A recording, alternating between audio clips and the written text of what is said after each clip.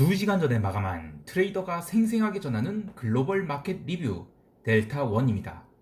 어제 코스피는 시원하게 빠졌는데 웬걸? 또 S&P와 나스닥은 올랐죠? 그런데 오늘 S&P와 나스닥이 오를 때 의미 있는 것이 있었습니다. 바로 5일선을 찍고 반등을 한 것, 상승을 한 것, 그리고 변동성이 레벨 다운을 했다는 것입니다. 그리고 하나 더, 이탈리아 국채가 신고가를 가고 오늘 블룸버그에서는 이 포르투갈 국채마저 제로금리를 깼다고 보도했습니다. 와우! 올해 말까지는 폭락 같은 거 없다 이거네요. 그러면 한국은 어떻게 대응해야 할까요? 그리고 글로벌 시장은 어떻게 되어가는 것일까요? 생생한 글로벌 마켓 리뷰 바로 아시아 세션 들어갑니다. 아시아 세션은 이 출발이 대단히 중요했습니다. 어제 시황에서 이 기이하게도 개인들이 1조에 가까운 주식을 추세적으로 매수하는 게 이 개인은 개인인데 랩 계좌와 같은 어떤 조직적인 매수를 하는 개인이 들어와서 거기에 대놓고 외국인은 선물 매도와 콜 매도를 쳐서 수익을 확정짓고 외국인이 그렇게 선물과 합성 선물을 백오데이션으로 만들면서 누르는 것을 기관은 이 프로그램 차익 매도로 만기 며칠을 남겨놓고 오 땡큐 하고 받아 먹었는데 이런 상황에서 풋옵션 감마가 죽었기 때문에 만약 선물 갭다운이 나오고 현물 시초가가 약세로 출발하게 되면 우리 시장은 폭락까지는 아니어도 최소한 아이고 쉬어가겠구나 싶었죠. 그런데 자 오늘 시장 약보합 출발해서 그냥 바닥에서 뭉개는데 또 오늘도 개인이 현물 매수가 1시간에 2,500억씩 들어오는 거였습니다. 와 게다가 어제처럼 조직적으로 그리고 추세적으로 매수가 들어왔습니다. 그럼 여기서 외국인들이 어떻게 대응하는지 봐야 하는데 아이고 오늘은 주식도 팔아지깁니다. 게다가 정오까지는 선물도 3,000계약가량 팔아지겠고요. 그리고 이제 12월물 선물 만기가 한 사흘 남았죠. 오늘 12월물 선물이 미결이 23만 계약에서 17만 계약으로 약 6만 개가 빠졌고 익년 3월 선물 미결이 7만에서 13만 개로 6만 계약 증가했으니까 선물이 그만큼 롤오버가 됐는데 롤오버된 가격, 즉 12월과 03 스프레드를 보면 마이너스 4.5에서 마이너스 5포인트로 0.5포인트 악화됐습니다. 그만큼 매도로 롤오버된 게 많다는 얘기입니다. 즉 주식도 팔았지만 선물도 매도 쪽으로의 공급이 많았다는 겁니다. 자 그러면 시장 폭락이냐? 또 그렇지도 않습니다. 왜냐면 외국인들은 정오부터는 선물 매도로 걷어내고 감마값이 커진 콜옵션을 함께 사들어 가면서 또 선물 매도를 싹 걷어낸 다음에 시장을 제법 들어올렸습니다. 오늘도 장중 진폭이 행사 가격을 2칸씩 오르내렸는데요. 그에 따라 풋옵션이 장중에 따블을 2번씩이나 내고 또 콜옵션도 마찬가지였죠. 결국 마감상으로는 외국인이 주식을 8,450억치 정도를 개인들에게 매도를 해서 떠넘겼고 개인은 무려 이 프로그램 차익 매도 분량까지 해서 주식을 1조 1,000억치를 샀습니다. 이거 어제까지 합산하면 이틀간 이 최고가 부근에서 무려 2조 원이 주식을 산 겁니다. 아, 참 부러운 게요. 외국인들이 이렇게 대형주를 많이 갖고 있잖아요. 그러면 파생시장을 갖고 놀 수가 있어요. 이거는 사실 대놓고 하는 시세 조종 행위인데요. 어쩔 수 없죠. 이 곰이 움직일 때 발자국이 남지 않을 수 없는데 거기에 면죄부를 주는 것이 파생시장이고 그 옆에서 달라붙어서 콩고물 뜯어먹는 게 기관이 차익거래니까요.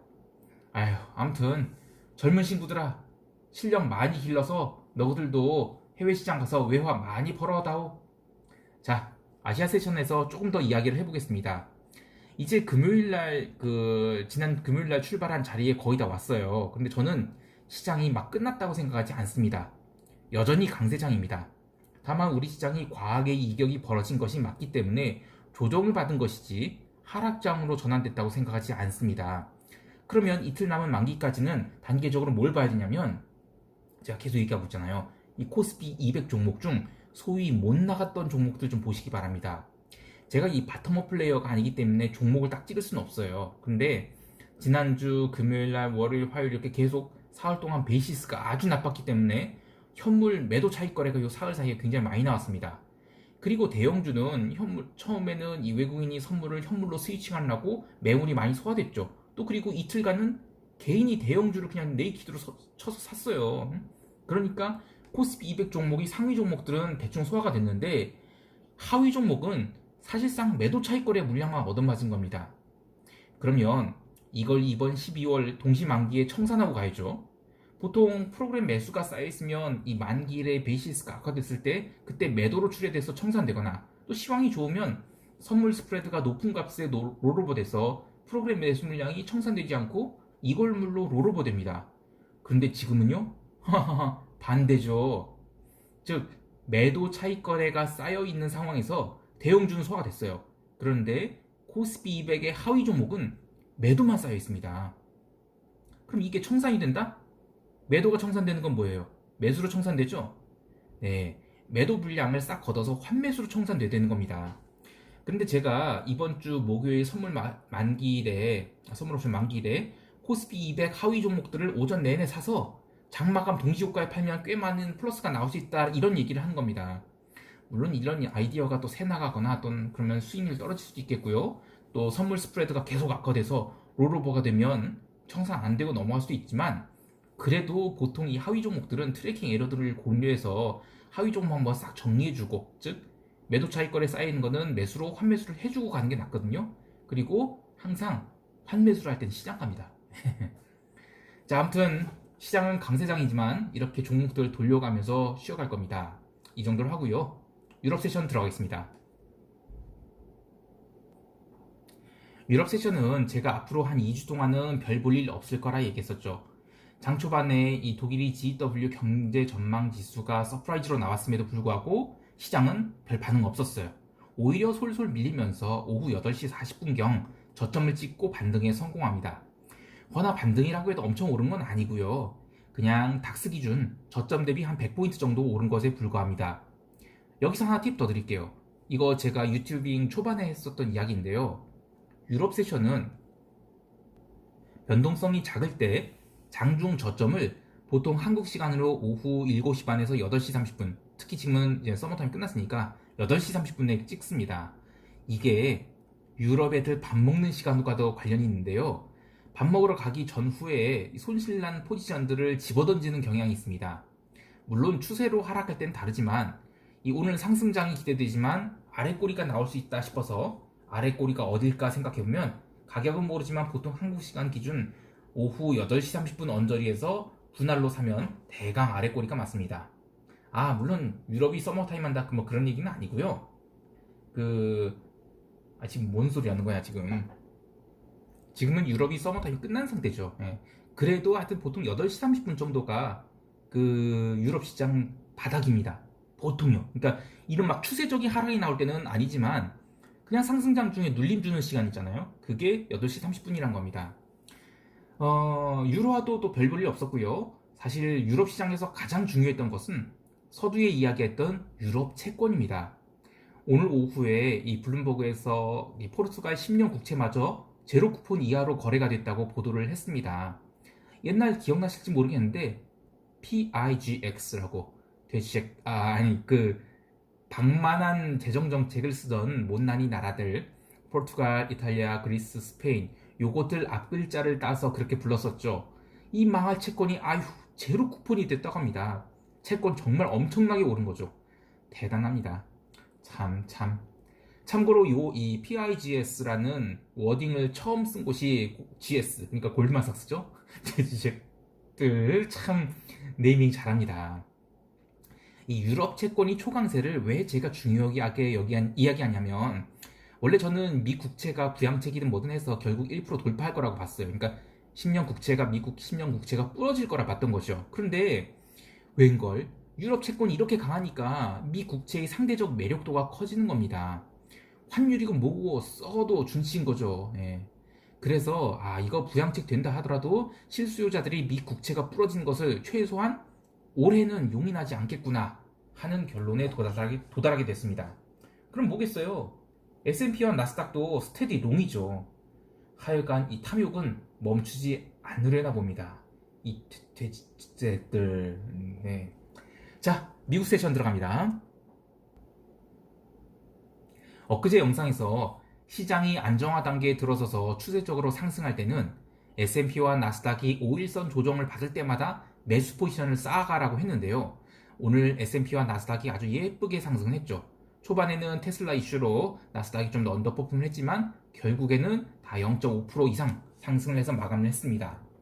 물론 상승률 자체로 놓고 보면 러셀이 1.7% 넘는 상승을 추세적으로 아주 예쁘게 해서 제일 좋았지만 마음이 편한 것으로 따지면 S&P가 제일 좋았을 것입니다. 게다가 오늘은 이 볼 트레이더들이 변동성을 아작을 내놓습니다. 변동성이 무려 5.27% 하락을 했는데요. 변동성 하락도 하락이지만 시초가부터 추세적으로 하락을 한 것, 그리고 글로벌 변동성이 함께 하락한 것, 이런 시장 자체로 놓고 보면 아주 좋은 그림이 나왔다고 할 수 있겠습니다. 그리고 이 미국 10년 국채는 부양책 어쩌구리 저쩌구리 말이 많았지만 폭등도 못하고 하락도 못했는데 아까 이야기한 대로 부양책 통과된다 해도 올해는 부러지지 않겠다 선언을 한 듯하고 그러면 계속 이 자리 근방에서 와리가리 찰 것 같습니다. 미 국채 쇼패팅 이런 거는 내년에 생각해야 되겠네요. 또 하나 미국 시장에서 챙겨야 될 꼭지가 바로 테슬라의 50억 달러 유증 이야기죠. 유상증자. 그 소식으로 장 초반에 마이너스 4% 넘게 빠지기도 했는데요. 웬걸 저가 매수세 계속 들어오면서 플러스 1.27% 상승으로 마감했습니다. 이것도 시장이 미쳐있다는 증거인데요. 이 12월 18일 이후에 이 테슬라가 S&P로 지수 변경을 하죠. 이때까지는 테슬라가 웬만해서는 극적인 하락 같은 것 안 나오게 생겼네요. 그래도 이 테슬라 숏돌이들한테 하나 말씀드리면 이 줌 비디오 커뮤니케이션 한번 잘 살펴보시고요. 시장이 어느 순간 급격한 조정을 보일지 판단하셔서 리스크 관리 잘 하시고 버티시기 바랍니다.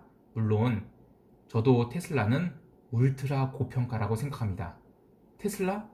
영혼까지 끌어서 숏을 치고 싶지만 영혼보다 앞서는 게 광인입니다. 미친 광인. 예.